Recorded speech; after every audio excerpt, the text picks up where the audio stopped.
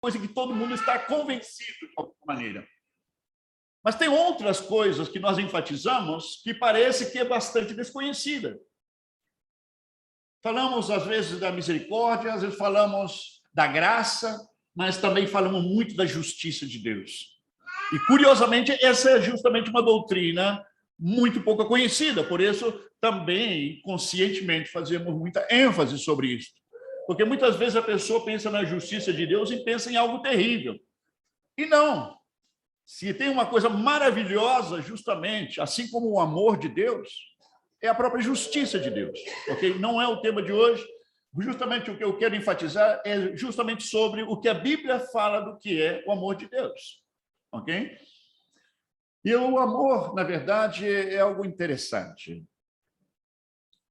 É muito comum, nas nossas reuniões, é muito comum que, de repente, em reuniões espontâneas entre nós, em nossos encontros, inclusive nas pessoas na rua, é muito comum que alguém diz: ô meu irmão, ô fulano, eu te amo, tá? Dá um abraço assim, dá um tapinha nas costas e diz assim: meu irmão, eu te amo. Minha irmã, eu te amo. É muito comum a gente dizer isso. Mas, ao mesmo tempo, é muito fácil dizer isso. É muito fácil. E sabe o que eu descobri? Eu acho que não é um descobrimento tão especial, mas é uma coisa, um descobrimento pessoal, que é mais importante para aquela pessoa a quem nós estamos dizendo eu te amo, é mais importante para ela saber, sentir e ter a convicção de que é amada por você. Que é amada quando eu falo eu te amo. Uma coisa é você dizer, outra coisa é que a pessoa que é receptora dessa palavra, ela tem a convicção, tem uma absoluta certeza de que você realmente a ama. Isso faz toda a diferença. Toda a diferença. Eu me lembro que uns anos atrás, lá no Chile, nós tínhamos viver muitas situações, eu tive que assumir muita responsabilidade, tanto que eu tive que convidar a 4 pessoas, 4 amigos, 4 irmãos. Eu selecionei assim a dedo, 4 irmãos. Eu falei: meu irmão, a cada um deles por separado, eu falei: fulano, eu preciso pedir-te um favor. Olhou para mim meio estranhado. Eu preciso que você cuide de mim. Em que sentido? Quando você ouvir alguma coisa que parece estranha que eu tenha falado, porque é bem possível que eu fale alguma coisa que pode soar estranha. Ou quando você me vê fazendo alguma coisa que você acha que está errado, eu preciso que você se comprometa, vir a mim para me corrigir. Acharam muito estranho isso. Agora eu falei com eles o seguinte: sabe por que eu estou pedindo para você isto? Porque eu sei que você me ama. Eu sei que você me ama. E eu preciso ser corrigido por pessoas que me amam de verdade. E como eu sei que você me ama, eu preciso ser corrigido por você. E, queridos, isso tem uma aplicação bastante ampla nas nossas vidas. Porque parece que existe uma tendência natural de querer corrigir as pessoas, de se sentir profeta na vida dos outros, se sentir mestre na vida dos outros. Mas eu creio que a primeira coisa que deve dar, especialmente no contexto da igreja, e também no contexto da família, não, de esposo para esposa, de pai para filho, filho para pai, entende? Existe oportunidade de expressar, dizer eu te amo. Mas, queridos, quão importante é que a pessoa a quem estamos dirigindo essa palavra, nós temos que trabalhar sobre isso, de maneira que a pessoa entenda e saiba, e realmente saiba que nós amamos de verdade, que ela sinta isso. Nós precisamos nos preocupar por isso. Oportunidade não vai nos faltar, seja na família ou seja no contexto da igreja. Nunca vai faltar essa oportunidade. Eu sei que é algo que precisa ser trabalhado. É algo progressivo, é algo que precisa ser desenvolvido entre nós. Eu sei, assim como eu, pessoalmente, eu sei que também cada um de vocês experimenta algo do que eu vou dizer. De alguns de vocês, eu não preciso absolutamente que me digam nada para me convencer que vocês me amam. Com certeza, de outros, talvez eu precise mais disso. Mas eu tenho certeza que com o tempo virá isso. Porque é algo progressivo, é algo que se aprende. E nós precisamos trabalhar sobre isso. E eu creio que cada um de vocês também experimenta exatamente a mesma coisa. É um processo. O fato que você não sinta que alguém não te ama ainda, não significa que a pessoa não te ama, ok? É algo que vai ter que se dar, é algo espiritual, é algo profundo, é algo revelador, é algo que é promovido por Deus, especialmente no corpo de Cristo. É muito importante entender isso. Agora, levemos isto a outro estágio, a outra situação. Hoje, qualquer pessoa, inclusive pessoas que não são cristãos, qualquer pessoa hoje vai dizer com muita facilidade que ama a Deus. Dificilmente vai encontrar uma pessoa que não diga que não ama a Deus. É muito difícil. A maioria vai dizer que ama a Deus. Mas a pergunta que temos que fazer é a seguinte: será que Deus acredita mesmo que é amado por essas pessoas que dizem, Deus, eu te amo? Será que Jesus Cristo realmente acredita? Cada vez que uma pessoa diz para ele, eu te amo, é interessante. Por isso eu estou falando com vocês. Nós precisamos voltar para as Escrituras para entender o que o autor, olha bem, o autor do verdadeiro amor, aquele que criou o amor verdadeiro, o que ele tem a dizer sobre isso.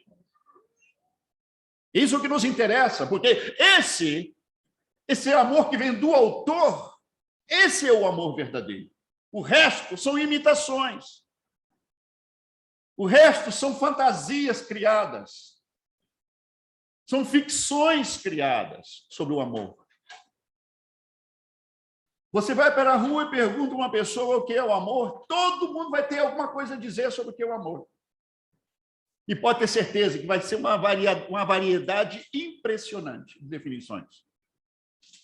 É por isso que nós precisamos entender, queridos, como igreja, como filhos de Deus, nós não podemos dar o luxo de não entender o que Deus chama verdadeiramente amor. Porque hoje, inclusive no meio de todo esse universo de igrejas, existe uma tremenda deturpação da definição do amor. Que eu chamaria mais bem um amor humanista, um amor humanizado, um amor romântico, um amor platônico por Deus. Espero que entenda a ideia do amor platônico. Um amor naquele no qual a pessoa que deveria ser a receptora desse amor não tem ideia que alguém está dizendo, ou pensa que ama. Então, é importante a gente perguntar, e a pergunta é quando foi para nós que somos filhos de Deus? Quando foi a última vez que você falou isso? Deus, eu te amo. Cristo, eu te amo. Quando foi a última vez que nós falamos isso para ele? Será que ele acreditou? Será que ele viu que era verdadeiro essa expressão? Porque é muito fácil falar. É muito fácil falar. Mas o amor, ele não está limitado em palavras. O amor é integralmente espiritual. É algo profundo, é algo penetrante, é algo maravilhoso, algo que toca todos os nossos sentidos, o amor verdadeiro. Em 1 de João, pode colocar o texto para a gente, Pedro? 1 João, capítulo 4, versículo 19. Nós o amamos a quem? A Deus. Nós o amamos a ele porque ele nos amou primeiro. Nós já lemos isso lá no texto da leitura do início da reunião. Nós o amamos a ele porque ele nos amou primeiro. Em outra palavra, se Deus não manifesta, se ele não revela o amor dele em nós, se ele não nos faz experimentar o amor dele, é impossível que nós possamos vivenciar esse amor de volta para ele. É impossível que nós possamos experimentar um amor verdadeiro em direção a outras pessoas, em direção aos nossos irmãos e irmãs. É impossível. Outro texto, Pedro, por favor. 1 João, capítulo 3, versículo 16. Conhecemos o amor nisto. Olha bem. Essas palavras estão expressadas pelo apóstolo João. E toda a mensagem dos apóstolos, querido, foram inspiradas pelo próprio Jesus Cristo, colocou neles essas palavras. Conhecemos o amor nisto. É Deus falando. O amor se conhece nisto. Que ele deu a sua vida por nós. E nós devemos dar a vida pelos irmãos. Olha a definição que nós encontramos ali do que onde se conhece o verdadeiro amor. Talvez vocês já tenham ouvido isso.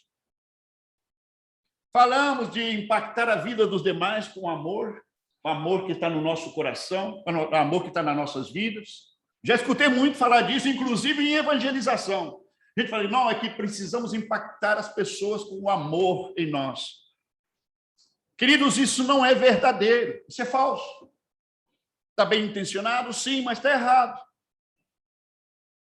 E nós temos repetido muitas vezes em muitas pregações.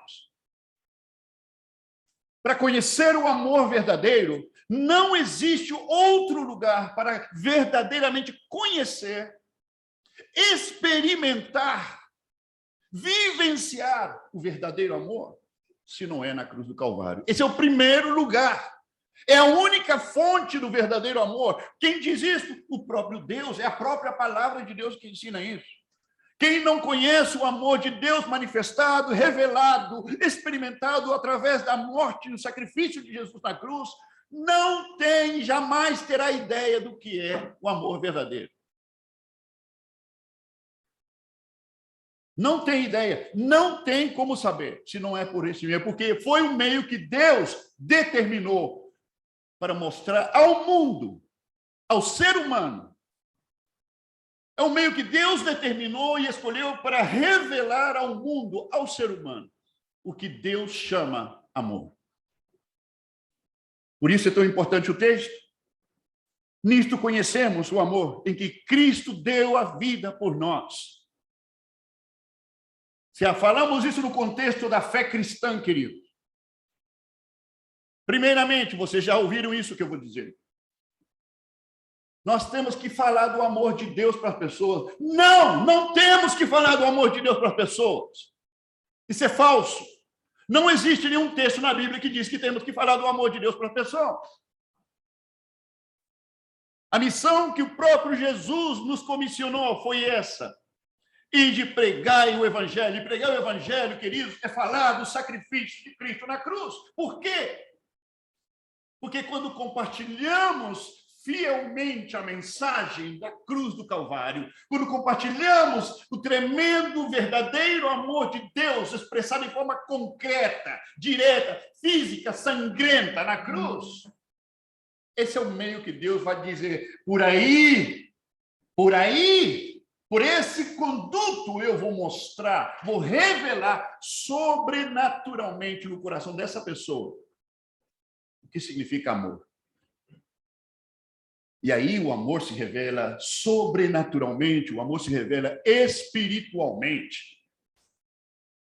E quando Deus nos chama, quando você e eu, quando experimentamos esse chamado de Deus, o único lugar, querido, onde o ser humano se encontra com Deus é na cruz. Não se encontra com Deus em nenhuma outra doutrina, não se encontra com Deus em nenhum outro tipo de conversa, em nenhum tipo de experiência espiritual, em nenhum outro. A única conversão verdadeira, Deus ha determinado que seja o ponto de encontro decidido pelo próprio Deus. O ponto de encontro do homem pecador com Deus é na cruz do Calvário.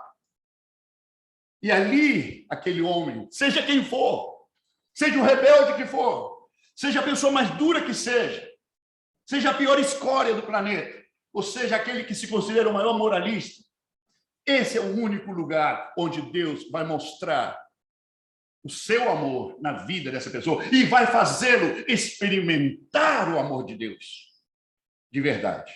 Então, essa pessoa vai conhecer o verdadeiro amor.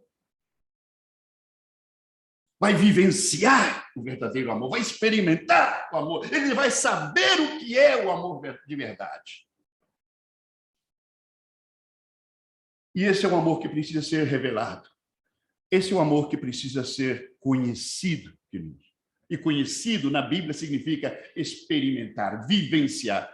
Ninguém pode falar, eu conheci simplesmente intelectualmente ou porque vi. Não. Conhecer na Bíblia é experimentar, é vivenciar aquilo.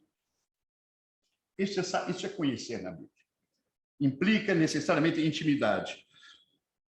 É por isso que a pessoa que não é convertida, a pessoa que ainda não experimentou a transformação feita pelo poder de Cristo na sua vida, ela não sabe o que é o amor.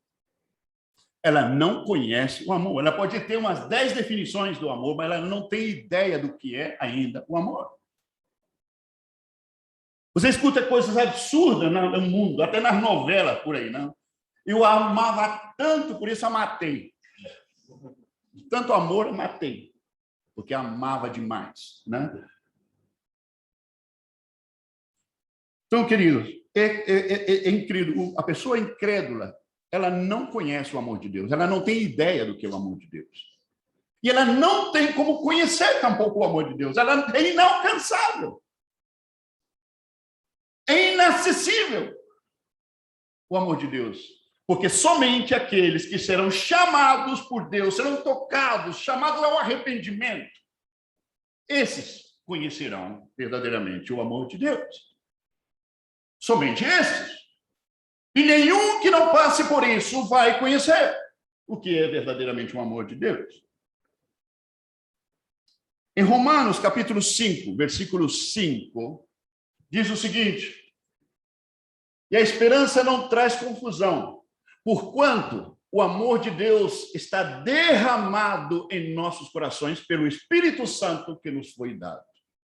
Aqueles que têm esse encontro com Deus na cruz do Calvário, aqueles que verdadeiramente experimentam esse encontro glorioso, o amor de Deus, o amor verdadeiro, será derramado generosamente na vida dessa pessoa.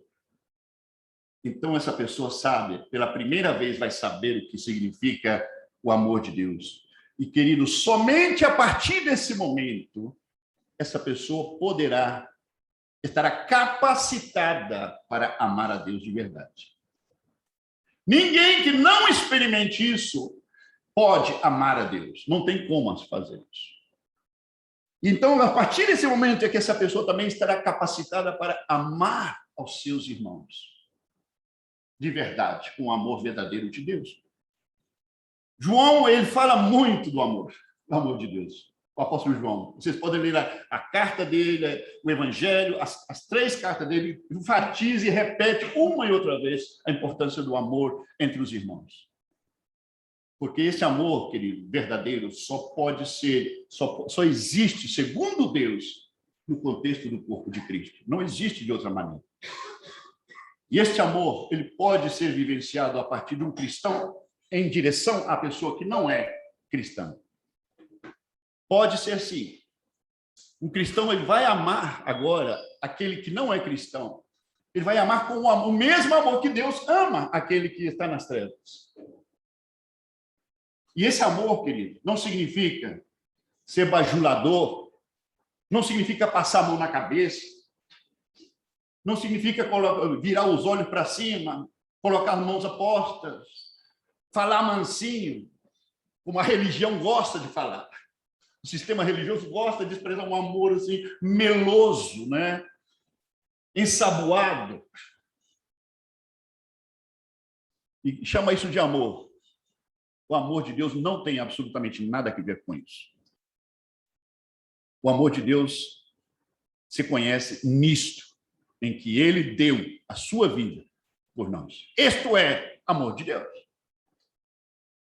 Ele deu a sua vida por nós. Isto é amor de Deus. O resto é fantasia. É fantasia. E nós temos que nos perguntar, queridos, amamos realmente a Deus? Será que realmente amamos a Deus? Temos que fazer essa pergunta como que nos consideramos filhos de Deus. Agora, o amor verdadeiro, querido, o amor a Deus consiste em obediência. Obediência a Deus. O amor consiste em reverência. O amor de Deus em nós consiste, queridos, em uma sede, uma paixão pelo próprio Deus. Paixão pelo próprio Cristo. Paixão pela palavra de Deus. Aqui podemos encontrar uma contradição. Tem pessoas que dizem que morrem de amor por Cristo, mas tem uma indiferença gritante com respeito à palavra de Deus. E sabe o quê? A palavra, na Bíblia, é o próprio Cristo. A Bíblia diz que Cristo, ele é a palavra, ele é o verbo. Quando diz que ele é o Logos, que significa muito mais do que a gente imagina, aquilo se define como palavras de Deus. Ele é a razão divina. Ele é o argumento divino. Ele é a palavra, ele é o verbo. Esse verbo gerúndio, ativo, ele é a palavra de Deus. Então, ninguém pode dizer, tem um amor tremendo por Jesus, mas vive uma indiferença pela palavra de Deus. É uma contradição bíblica. Essa mesma intensidade de paixão que nós temos por Cristo, essa mesma intensidade devemos ter pela palavra, porque isso é coerência. Isso é coerência.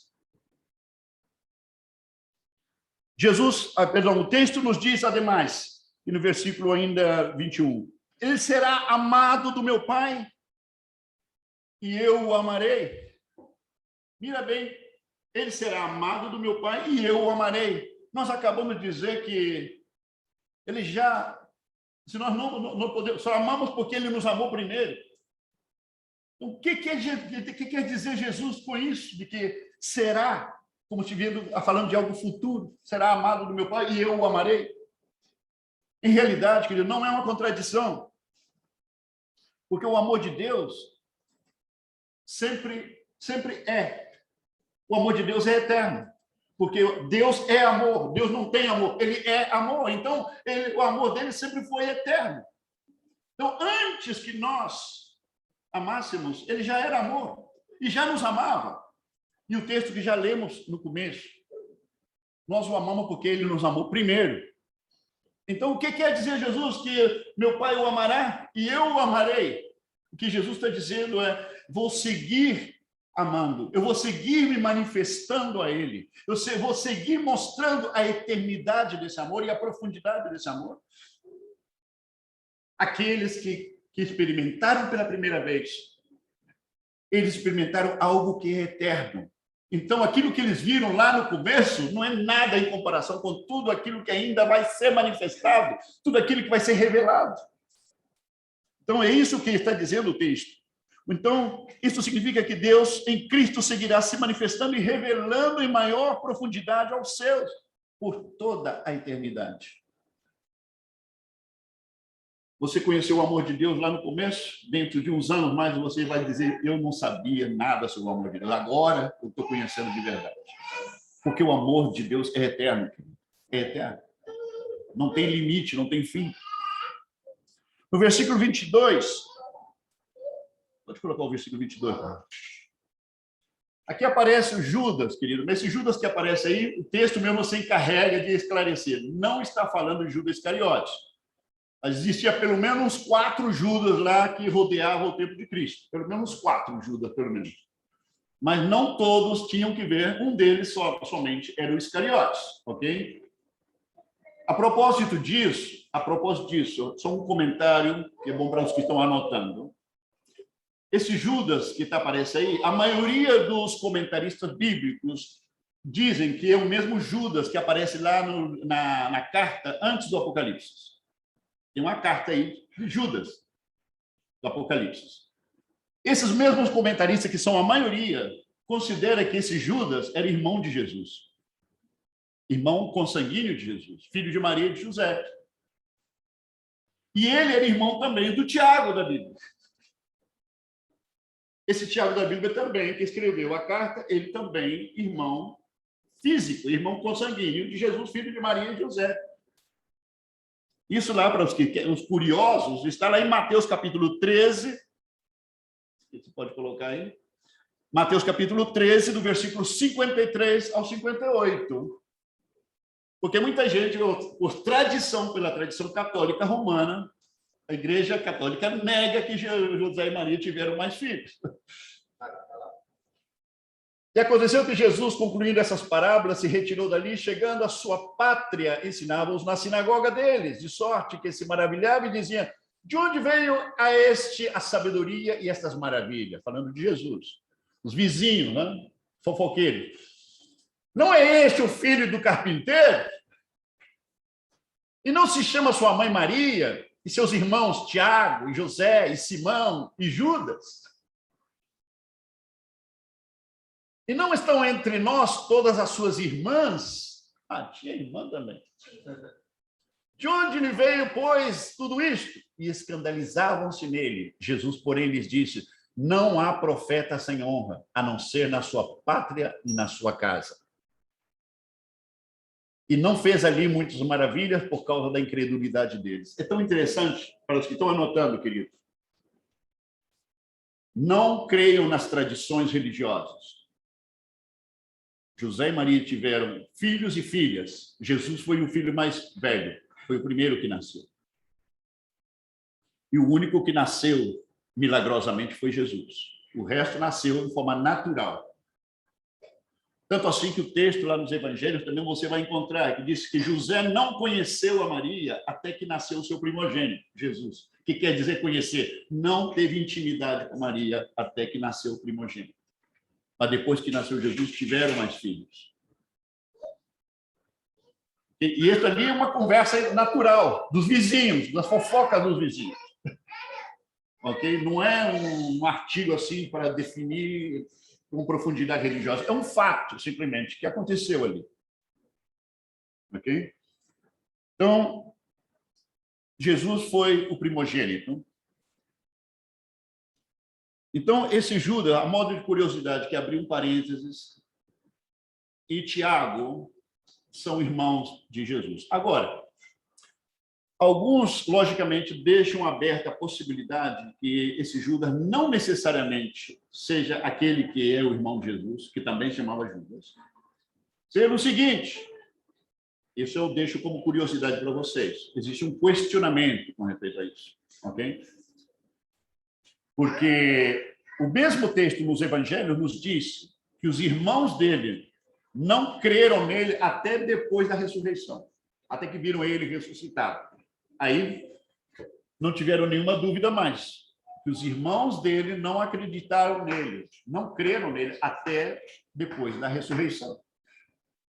Agora, isso aqui aconteceu antes da ressurreição, então, por isso existe esse questionamento aqui, ok? Fecho parênteses, para os que estão anotando. Nessa pergunta de Bíblia está escrito lá, Paulo, não dos Iscariotes. Exato, não está falando dos Iscariotes. Então, queridos, quando esse Judas pergunta: Senhor, como o Senhor vai se manifestar a nós e não ao mundo? Nós sabemos que a revelação de Deus, olha bem, queridos, a revelação de Deus, não existe absolutamente nada que você e eu ou qualquer ser humano possa fazer para manifestar a revelação de Deus. É um critério exclusivo do Espírito Santo, revelar a Deus, ou revelar a palavra de Deus na vida de uma pessoa. Não depende do ser humano isso. Não depende da santidade, não depende da dedicação, não depende de nada. Depende do próprio Deus revelar ou não revelar. Então, a revelação de Deus, ela é seletiva, coisa que muita gente não entende. Por isso, esse Judas aqui, irmão ou não de Jesus, parece que ele tinha problema para entender isso. Como é que o Senhor vai se revelar a nós e não ao resto do mundo? Como é que vai acontecer isso? Que vamos ver e os outros não vão ver. E, queridos, insisto, ela é seletiva e depende exclusivamente de Deus na vida de cada pessoa. Nós vemos exemplos disso na Bíblia. Lá em João, no Evangelho de João, capítulo 20, não precisa ler aí, não precisa colocar, vou só explicar rapidamente. Lá no capítulo 20 de João, você lembra quando Jesus tinha morto, Maria Madalena, ela foi até a sepultura de Jesus e não encontrou o corpo, mas encontrou o que a Bíblia chama o hortelano, que era o guardião do cemitério, naquele caso, o jardineiro que cuidava dali. E ela foi para ele perguntar ao jardineiro: onde está o corpo do meu Senhor? Onde está? Onde puseram o corpo dele? Porque esse homem, esse jardineiro, perguntou para ela: mulher, o que você está buscando? Aí de frente, conversando um com o outro, imagina só. E a mulher disse: eu quero saber onde é que você colocou o corpo do meu Senhor. Até que Jesus disse, olha bem, até que Jesus fala o seguinte: é agora. Maria. Parece que as escamas caíram dos olhos de Maria. E, como é possível que agora é ele? E foi querendo abraçar os pés de Jesus. Ninguém pode conhecer a Jesus se Jesus não decide se revelar, se manifestar, querido. É impossível. Ele não é alcançável naturalmente. Nenhum olho natural vai ver um corpo glorificado. Nesse momento, Jesus estava com o corpo glorificado. Nenhum olho natural consegue ver um corpo ressuscitado, a não ser que esse corpo, nesse caso, Jesus, decide se revelar. Temos outro exemplo disso, para que vocês entendam esse princípio, que a revelação ela é seletiva, vem da parte de Deus, não do homem. Ali estavam os discípulos, lá em Lucas 24, tem a história dos dois discípulos caminhando no caminho a Emaús. E apareceu Jesus já ressuscitado no meio deles. E perguntou: olha, quem é esse assunto que vocês estão conversando aí? E disse: viajaram juntos, os três. E os dois explicando para esse forasteiro o que tinha acontecido, que tinham crucificado a Jesus. O que aconteceu na história, tudo, contando para esse homem tudo o que tinha acontecido, e Jesus caladinho, né? E eles não reconheceram ele. Chegaram de tarde, talvez numa hosteria, alguma pousada. Eles disseram: olha, está ficando tarde, fica com a gente. Entraram, queridos, sentaram na mesa juntos. E eles ainda contando para esse estranho o que aconteceu com a crucificação. Até que no momento Jesus pega um pão e faz assim. Quando quebra o pão, é ele. Jesus decidiu a hora e o momento em que eles iam reconhecer. E sabe que o texto é interessante? Que nesse exato momento ele desaparece assim. Jesus. Foi assim como teletransportado automaticamente naquele momento. E aí viram que esse estranho que andava com eles era Jesus, mas Jesus decidiu o momento de se revelar a eles. O olho natural do homem não tem acesso ao sobrenatural de Deus, a não ser que Deus decida se manifestar. Este é um princípio bíblico que precisa ser entendido. Mas você sabe que o sistema religioso não acredita nisso. Tomam decisões e os concílios aqui na Terra, e o céu todo mundo sai correndo. Anjo, Deus, sai todo mundo correndo para cumprir a decisão do concílio aqui na Terra, né? Assim funciona para a religião. A comunhão, queridos, e a relação com Cristo, ela é contínua para aquele que conheceu ao Senhor. Ela é contínua, ela é ativa, ela é crescente. Por isso, ele seguirá manifestando o seu amor na vida dos seus, ok? O mundo não tem como saber isso, não pode entender isso, nunca, jamais vai entender.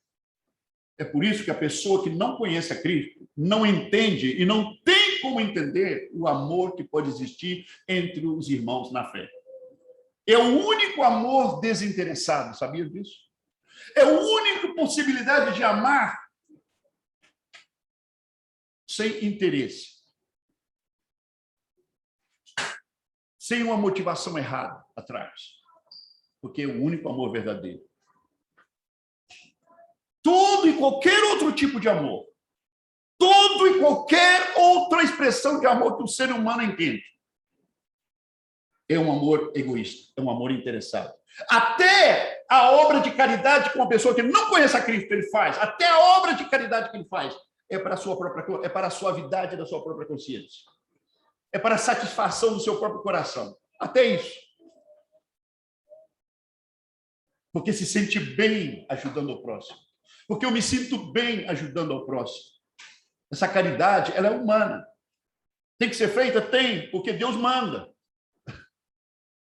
Mas isso tem pontuação para ir ao céu? Não tem. Vai seguindo para o inferno igual. Não tem crédito diante de Deus por fazer o bem, não. Não tem, não existe. Isso não tem nenhum efeito sobre a salvação do ser humano. Porque passa por outro conduto a salvação nossa. O versículo 23 do texto. Olha bem o que diz. Respondeu Jesus: se alguém me ama, guardará a minha palavra. Se alguém me ama, guardará a minha palavra. Logicamente que Jesus está dizendo que somente aqueles que amam, dizem e sabem que amam a Ele verdadeiramente. Somente está dirigindo aqueles que estão capacitados para amá-lo de verdade. Não aqueles que não estão capacitados para amar. Se, dentre aqueles que já foram, que conheceram o verdadeiro amor, se dentre eles, algum deles me ama, a forma que eles vão mostrar isso é guardando a minha palavra. O que quer dizer Jesus com isso de guardar a palavra, querido? A palavra guardar aqui nesse texto, no grego, é tereu. E essa palavra tereu, guardar, ela tem vários significados. O que Jesus está dizendo com essa palavra é o seguinte: se alguém me ama, ele vigiará para não escapar essa palavra. Ele vai vigiar essa palavra de maneira que ela não escape de mim. Se alguém me ama, ele vai cumprir essa palavra como se fosse uma ordem de autoridade militar. Se alguém me ama, ele vai cuidar dessa palavra, ele vai ficar agarrado dela. Ele vai se agarrar dessa palavra com paixão para não perder. Por que Jesus está usando essa expressão aqui, querido? Porque tem alguém que rouba a palavra. Sabia disso? Se vê lá a parábola do semeador, disse que o inimigo rouba a palavra que foi lançada por Deus no coração da pessoa, ela pode ser roubada. E o pior é que nós podemos ajudar o ladrão a roubar a palavra. Colaboramos ainda para que a palavra seja roubada. Mas aqui Jesus está colocando uma condicionante. Mas aquele que me ama de verdade, ele vai fazer isso. Esta é a evidência de que me ama de verdade. Porque eu sou a palavra. Se ele me ama de verdade, aqui Jesus está mostrando a coerência. Se me ama de verdade, porque eu sou a palavra, ele vai se agarrar de mim. Ele vai amar, ele vai anelar, ele vai ter uma paixão por essa palavra. Porque sabe que sou eu, essa palavra. É interessante. Isso. E disse o texto ademais: e viremos e faremos nele morada. Viremos quem? Eu e o Pai, está dizendo Jesus. O Pai e eu viremos para essa pessoa e faremos moné nele. O que quer dizer moné? A palavra grega para morada, habitação. Faremos morada nele. Eu e o Pai viremos e faremos morada nele. Queridos, eu acho que nós precisamos de revelação para entender o que significa ter o Pai e o Filho, ademais do Espírito Santo morando dentro de nós.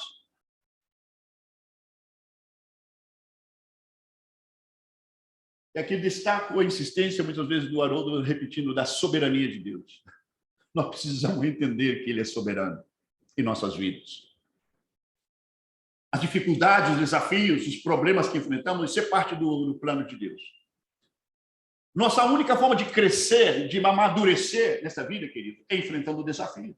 Ninguém cresce, ninguém amadurece sentando debaixo da sombra e água fresca. Ninguém. Ninguém cresce, ninguém amadurece na bonança. Ninguém cresce, ninguém amadurece quando todas as coisas estão bem. A via é negativa. Deus sempre vai usar a circunstância e nos prometeu. Ele prometeu que ia ser assim.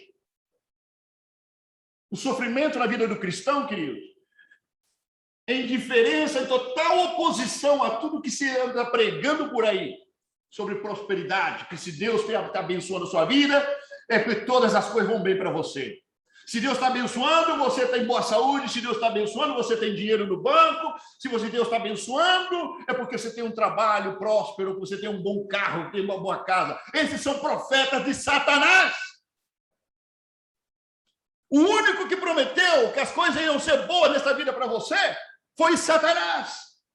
Deus nunca, Cristo jamais disse uma só palavra. Ele nunca fez uma só promessa de que tudo ia ir muito bem para você nessa vida. Nunca fez. É por isso, queridos, que a verdadeira fé cristã não é para qualquer um, porque o mundo não quer saber disso. O mundo não quer isso. O mundo quer essa satisfação que os falsos profetas, os enviados de Satã, estão prometendo. E as igrejas, essas são milhares de pessoas que estão enchendo esses templos. O Tiago uma vez falou, e eu concordo plenamente, eu não tenho dó dessas pessoas, não.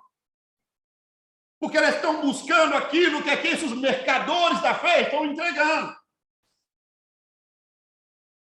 É a lei do mercado que está funcionando ali. A multidão está buscando aquilo que os falsos profetas estão entregando, porque estão apelando para os interesses. Estão apelando para a cobiça. Estão apelando, inclusive, para a necessidade da pessoa. Quem não quer? A pessoa que está nas trevas, que não conhece a Deus, que não conhece a palavra, que não conhece o Evangelho, ele quer tudo isso que eles estão oferecendo. Então, eles estão atrás dos seus próprios interesses, estão atrás, estão buscando os seus motivos egoístas, nada mais do que isso. Por isso, não são inocentes. Jesus falou, no mundo tereis aflições.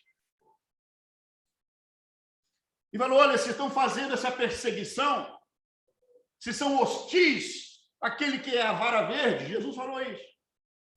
Se estão fazendo isso com a vara verde, quanto mais vão fazer com aquele que é a vara seca, que são vocês. Querido, não nos enganemos. A coisa não vai melhorar. Vai ficar pior.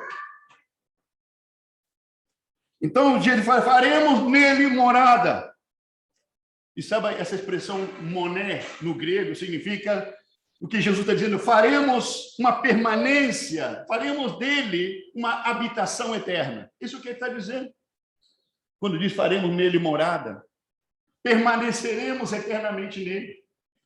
Quando Jesus vem às nossas vidas, querido, é nessa vida, nesse corpo mortal nosso, ele veio para ficar. Ele veio para ficar. E esse corpo, sabe o quê? Esse corpo vai desaparecer, esse corpo vai morrer. E Jesus diz para ele, mas como eu vim para poder ficar, eu vou levantar esse corpo, mas um corpo glorioso depois. Em outra palavra, eu vim para poder ficar eternamente. Eu vim para habitar em você eternamente. Seja nessa vida e na outra, eu vou seguir habitando em você. Isso que está dizendo. Faremos nele morada. É glorioso. Essa é a esperança que nós temos. Daquele que nunca mente. Aquele que não nos enganou nunca. Aquele que sempre falou a verdade conosco. E não fez bajulação conosco. E ele falou, o caminho não é fácil. A porta é estreita.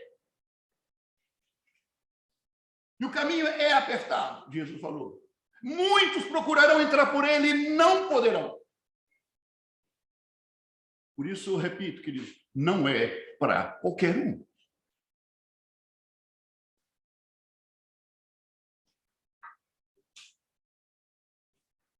Tem muitos pregadores. Dizem o caminho é para qualquer um que quiser.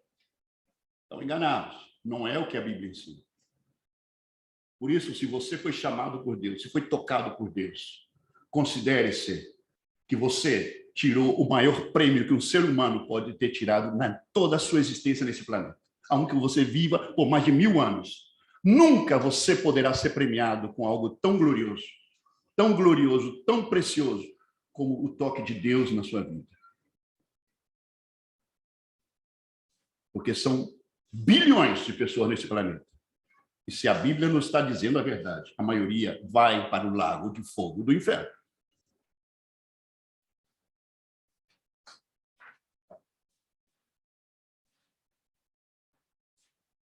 Aquele versículo 24. Quem não me ama, parece uma redundância, né? Eu diria mais bem, é uma insistência, é uma ênfase que Jesus faz. Quem não me ama, não guarda as minhas palavras.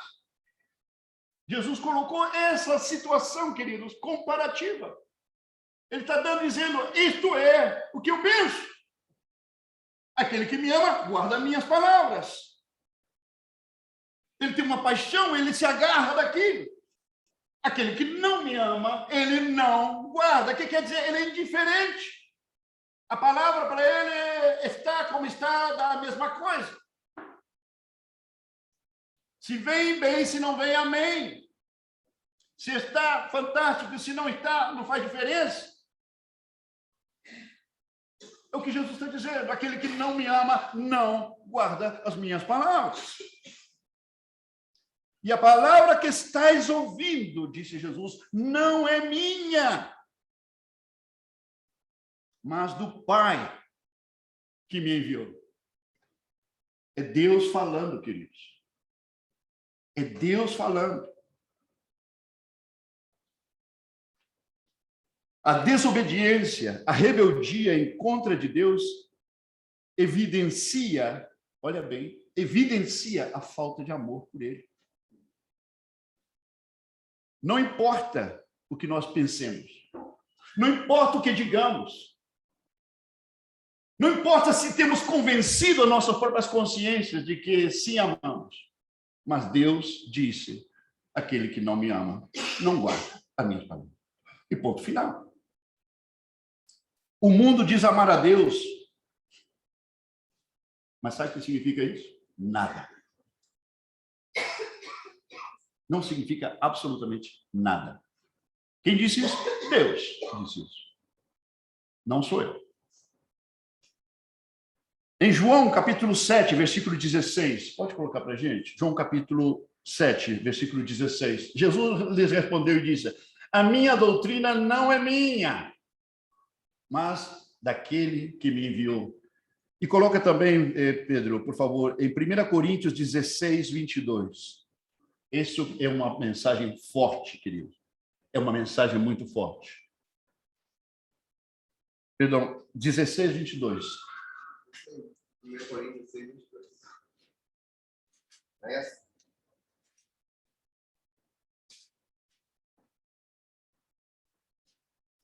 Não, é somente versículo 22.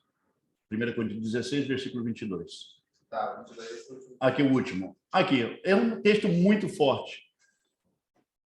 Se alguém não ama ao Senhor Jesus Cristo, seja anátema. Forte a expressão do apóstolo Paulo. Se alguém não ama a Jesus Cristo, seja anátema. Você sabe o que é anátema? Maldito.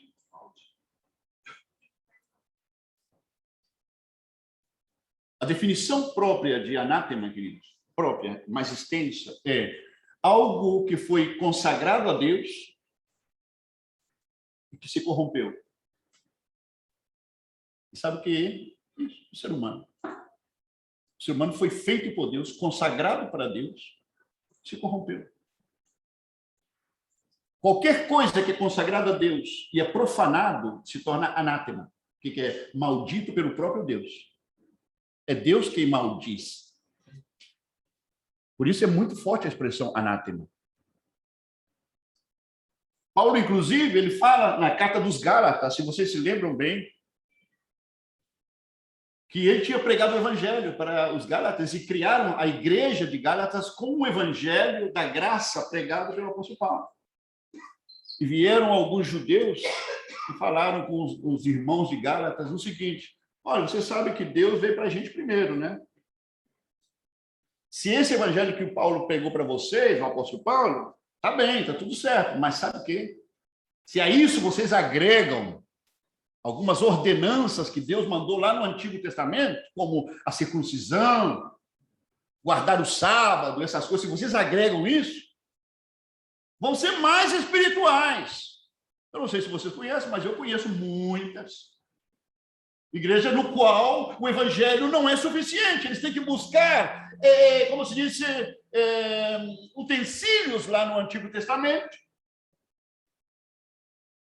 Tem que buscar artesanato lá no Antigo Testamento e agregando, inclusive, em decoração das igrejas, né? Bandeira de Israel, o menorá, o candelabro de 7 braços. Tem até brasileiros por aí, igreja, usam toda a vestimenta dos judeus, dos fariseus e tudo, agregando coisas, porque o evangelho não é suficiente. E sabe o que Paulo chamou aos Gálatas? Os Gálatas estavam fazendo isso. Sabe o que Paulo falou com eles? Está lá, na carta de Gálatas. Paulo falou: maldito a mensagem, isso que vocês, essa mistura que vocês fizeram, porque estão profanando o evangelho. Por isso, anátema a mensagem e anátema o mensageiro. Maldito aquele que trouxe a mensagem e maldita a mensagem. Essa, porque corromperam o evangelho. É grave. Por que acontece isso nos nossos dias, querido? Porque não conhecem as Escrituras. Não conhecem as Escrituras. Eu já mencionei isso para vocês, que uma das coisas que mais me escandalizou ao chegar aqui no Brasil de volta é o analfabetismo bíblico dos próprios pastores. É impressionante o desconhecimento que tem da Escritura. É impressionante. Não que eu saiba tudo. Não, para nada. Mas a pobreza é terrível. E o povo está seguindo muitas coisas que não são de Deus, crendo que está na Bíblia. Mas essa aparição que nós lemos aí é grave, é forte, é pesada. Aquele que não ama a Jesus Cristo, seja anátema.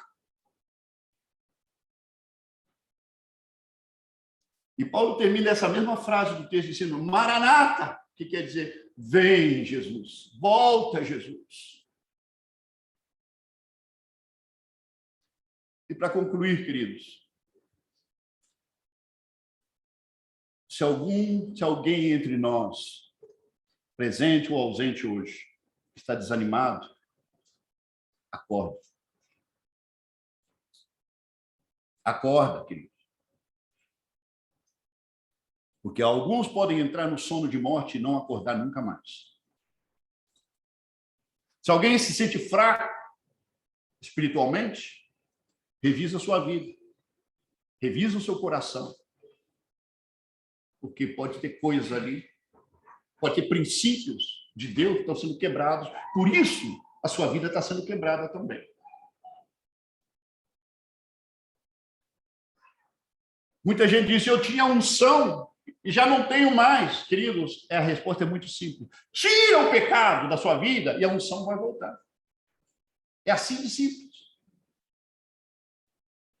E se tem pecado, queridos, clama a Deus.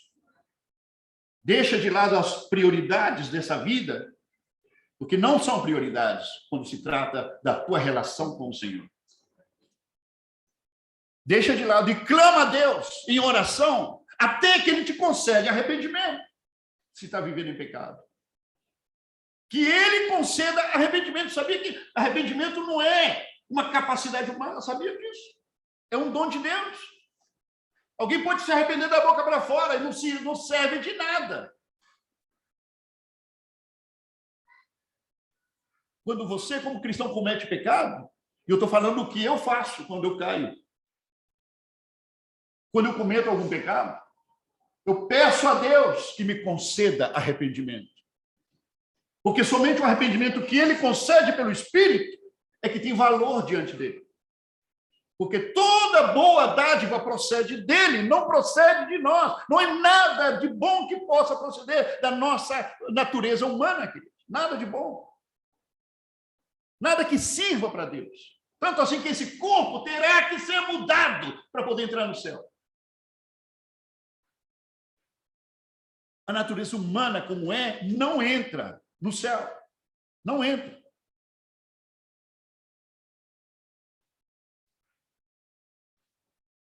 Que Deus tenha misericórdia de todos nós e nos guarde.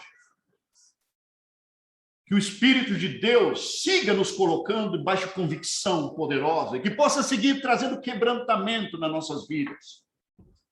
E se tem necessidade de arrependimento, que nos arrependamos com o arrependimento que nos dá Deus. Porque o arrependimento que Ele nos dá vem acompanhado do perdão glorioso, que traz descanso na nossa alma, descanso no nosso espírito. Se temos sido negligentes com a palavra de Deus, significa que temos sido negligentes com o próprio Deus. Que isso traga arrependimento nas nossas vidas. Que uma paixão renovada possa despertar dentro de nós, pelo Evangelho, pela palavra de Deus, pela intimidade, pela comunhão com Deus, com os irmãos. Que o renovo possa ser experimentado por todos nós, queridos. Amém? Paulo.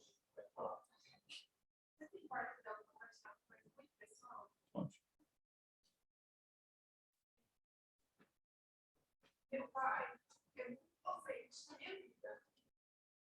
E eu tive um relacionamento que eu achava que era um amor verdadeiro. E Deus me tirou desse relacionamento. E hoje ele me mostra o que é isso.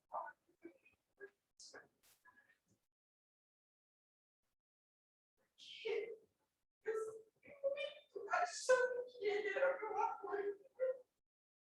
Deus. Eu fui fazer uma coisa. E Deus fechou essa porta. Vocês. Compartilhar. Porque às vezes a gente não sabe o porquê. Deus mostra tem coisa. Eu coloquei ele num lugar que era de Deus, sabe?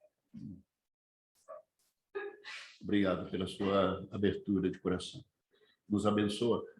Esse é um ato de humildade. Eu vou pedir a Letícia e a Petra, se pode se aproximar de vocês, podem orar por vocês, para que essa verdade revelada se acentua na sua vida. Eu estava com dúvida para compartilhar, mas Tudo bem, toda hora eu mas a sua sinceridade e humildade nos abençoa. Verdade. Pode perguntar. Pode orar aí, enquanto o Pedro vai perguntar outra coisa. Vou mostrar o que eu encontrei. Ah, tá. Não, mas você pode falar. Pode falar. Pode. É o seguinte, a maioria dos pregadores hoje, acho que a grande maioria, quando vai falar de amor, principalmente Deus, eles não têm, não têm como se diz, a iniciativa de explicar a diferença. Eles sempre colocam o amor de Deus como um amor amonista. Só que a Bíblia nos mostra, eu pus ali na tela, eu achei interessante, que no grego antigo demonstra o amor em 4 palavras. O amor ágape, o filia, o eros e o storge. Cada um tem um sentido. Exato. O amor ágape é o amor perfeito e incondicional de Deus. O amor filia é o amor fraterno entre os irmãos, as pessoas. O eros é o amor romântico de intimidade entre o homem e a mulher. E o storge que é o amor pelos familiares. E eu vou colocar no grupo lá esse link, porque lá mostra até as citas na Bíblia, onde está descrito como é o amor ágape, como é o filia, todos esses. Então, é interessante como o ser humano tem a capacidade de falar, eu te amo, e crer que o amor que ele sente é o mesmo de Deus. Então, na verdade, não é bem assim. Exato. O amor ágape só é promovido e só é executado de Deus. Existe essa diferença. E essas diferenças estão especificadas na Bíblia, sim. Especialmente esse amor histórico, né? Que é o amor entre pais, filhos, irmãos, consanguíneos, né? Eu vou colocar lá no grupo para quem tiver uma curiosidade de você ver. Não, super. E Excelente. outra coisa interessante é que a Bíblia fala mais de justiça do que de amor. Exato. A justiça é citada 363 vezes e o amor só 308. É importante, né? Podemos cantar outra canção, Haroldo? E aí, não sei quem vai terminar a reunião. Não pega, não. Porque eu já esqueci de ter aqui, ó. Não, já passou. A Ieda já falou.